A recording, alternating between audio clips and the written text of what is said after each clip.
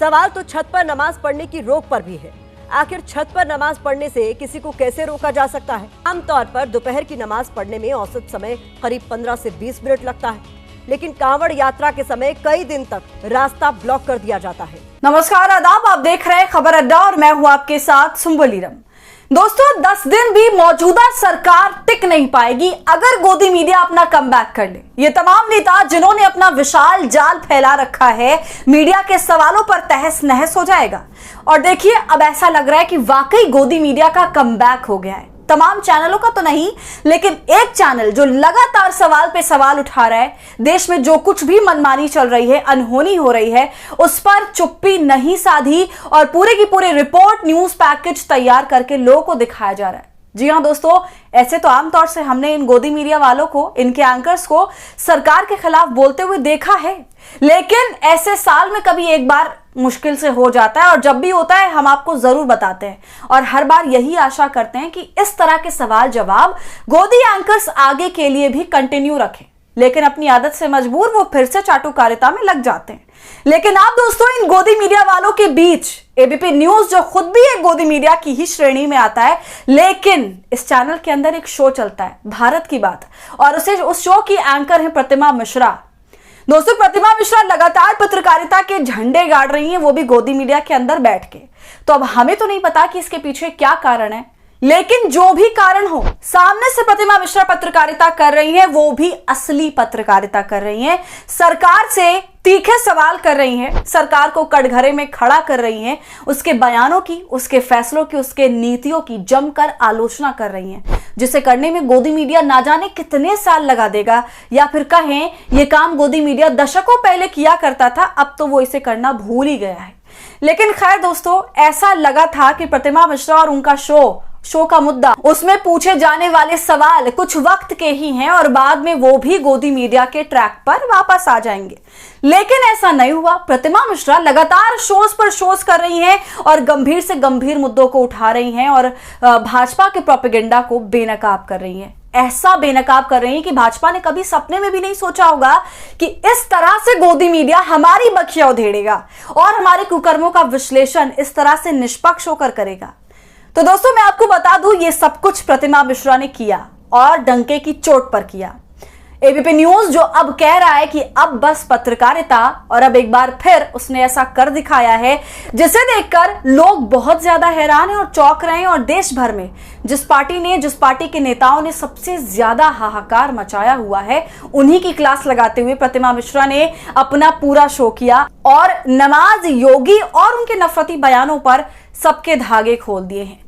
तो सब कुछ विस्तार से मैं आपको इस वीडियो में बताने वाली हूं, तो आप हमारे साथ वीडियो में अंत तक जरूर बने रहिएगा। दोस्तों, प्रतिमा मिश्रा ने अपने शो भारत की बात में योगी सरकार और खुद योगी पर, उनके बयानों पर मोर्चा खोल दिया। हालांकि वो ऐसा पहले भी कर चुकी हैं, लेकिन अभी का जो मुद्दा है वो बिल्कुल ताजा है और ऐसा मुद्दा है जिस पर बात होनी चाहिए, सवाल खड़े किए जाने चाहिए, जो एबीपी न्यूज की एंकर अब कर रही हैं। सड़क पर नमाज पढ़ने को लेकर अब जो नया विवाद शुरू हुआ है, इस पर एबीपी न्यूज की एंकर ने भाजपा से सवाल कर डाले हैं और इस पूरे मुद्दे की असलियत सामने लाकर रख दी है और बता दिया है कि क्यों खामखा बखेड़ा खड़ा किया जा रहा है। एंकर अपनी बात की शुरुआत दोस्तों सबसे पहले तो इस पूरे मामले को वो होली और जुमे के विवाद से जोड़ती हैं, क्योंकि तब भी नमाज को लेकर बहुत बवाल मचा था और अब एक बार फिर ऐसा किया जा रहा है क्योंकि नवरात्रि की शुरुआत के साथ ईद पड़ रही है और अब एक बार फिर से धर्मों को लेकर, उसके त्योहारों को लेकर विभाजनकारी बातें की जा रही हैं। दोस्तों, उसके बाद एंकर कहती हैं कि प्रशासन का तर्क है कि सड़क पर नमाज पढ़ने से रास्ता रुकता है, जिससे लोगों को दिक्कत होती है, लेकिन हर रोज सड़क पर नमाज नहीं पढ़ी जाती। साल में 2 बार ईद के मौके पर ही कुछ जगह पर सड़क पर नमाज होती है, फिर इतनी दिक्कत क्यों है? इसके बाद आगे प्रतिमा मिश्रा कावड़ यात्रा को और नमाज को कंपेयर करके बताती हैं कि नमाज से ज्यादा वक्त तो कावड़ यात्रा में लगता है, जिसकी वजह से कई घंटे तक रोड ब्लॉक रहती है। और सिर्फ यही नहीं, इसके अलावा वो वीवीआईपी रूट और जागरण और भंडारे को लेकर भी अपनी बात रखती हैं और इन तमाम बातों का कंपैरिजन करके चैनल पर बाकायदा विजुअल्स भी चलाती हैं, जिसकी झलक आप अभी अपनी स्क्रीन पर देख रहे होंगे। तो एंकर आगे कहती है कि आमतौर पर दोपहर की नमाज पढ़ने में औसतन समय करीब 15 से 20 मिनट लगता है, लेकिन कावड़ यात्रा के समय कई दिन तक रास्ता ब्लॉक कर दिया जाता है। वीवीआईपी रूट के समय भी कई बार 30 से 40 मिनट तक रास्ता ब्लॉक रहता है। सड़क पर जागरण होता है तो औसतन 4 से 5 घंटे लगते हैं, जिसकी वजह से कई बार रास्ता बंद हो जाता है। सड़क पर जगह जगह भंडारा होता है तो इसमें भी 2 से 3 घंटे तक रास्ता बंद होने की नौबत आ जाती है। दोस्तों, ये सब कुछ बोलने के बाद एबीपी न्यूज की एंकर प्रतिमा मिश्रा और भी सख्ती के साथ छत पर नमाज पढ़ने से भी दिक्कत करने वाली सरकार और प्रशासन पर सवाल खड़ा करती हैं और कहती हैं, सवाल तो छत पर नमाज पढ़ने की रोक पर भी है। आखिर छत पर नमाज पढ़ने से किसी को कैसे रोका जा सकता है? आमतौर पर दोपहर की नमाज पढ़ने में औसत समय करीब 15 से 20 मिनट लगता है, लेकिन कांवड़ यात्रा के समय कई दिन तक रास्ता ब्लॉक कर दिया जाता है। सड़क पर जागरण होता है तो औसतन 4 से 5 घंटे लगते हैं, जिसकी वजह से कई बार रास्ता बंद हो जाता है। सवाल तो छत पर नमाज पढ़ने की रोक पर भी है। आखिर छत पर नमाज पढ़ने से किसी को कैसे रोका जा सकता है? तो दोस्तों, ये बिल्कुल सही बात है जो एंकर कह रही हैं, क्योंकि अगर कोई बंदा अपने निजी मकान के छत पर कुछ भी कर रहा है, किसी भी धर्म की प्रैक्टिस कर रहा है, तो आप कौन होते हैं उसे रोकने वाले? आपको क्या हक पहुंचता है कि आप उसे रोको? लोग अपनी छतों पर क्या कुछ नहीं करते हैं। लोगों की छत पर कभी शादी के लिए इस्तेमाल होती हैं, कभी सगाई के लिए, कभी बर्थडे पार्टी के लिए, कभी किसी धार्मिक आयोजन के लिए, चाहे उसमें भजन कीर्तन हो या फिर कोई और पूजा पाठ का काम हो या फिर नमाज पढ़ना हो।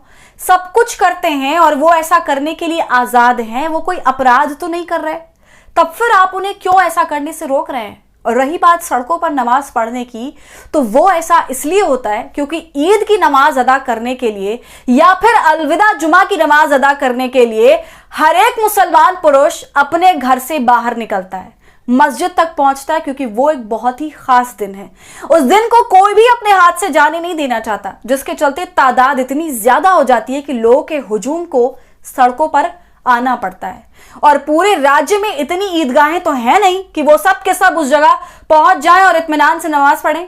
तमाम लोग अपनी कन्वीनियंस के हिसाब से नमाज पढ़ते हैं और ईद के दिन तो ईदगाह भी भरी हुई रहती है, तो कुछ मिनट की नमाज के लिए लोग आखिर कहां जाएं? उन्हें मजबूरन रोड पर ही नमाज अदा करनी पड़ती है, जिसे पूरा होने में ज्यादा वक्त भी नहीं लगता। लेकिन अब भाजपा सरकार और खासकर यूपी की योगी सरकार इस मामले को लेकर भी देश में जमकर नफरत फैला रही है और विभाजनकारी बातें कर रही है। जबकि यही जब देश में कांवड़ यात्रा चालू होती है तो किस तरह से कांवड़ यात्रा के नाम पर गुंडागर्दी होती है, वो भी हम सभी ने देखा है। खुलेआम सड़कों पर ऐसा होता है, हाई से भी हाई वॉल्यूम में गाने बज रहे होते हैं, लड़ाई झगड़ा होता है।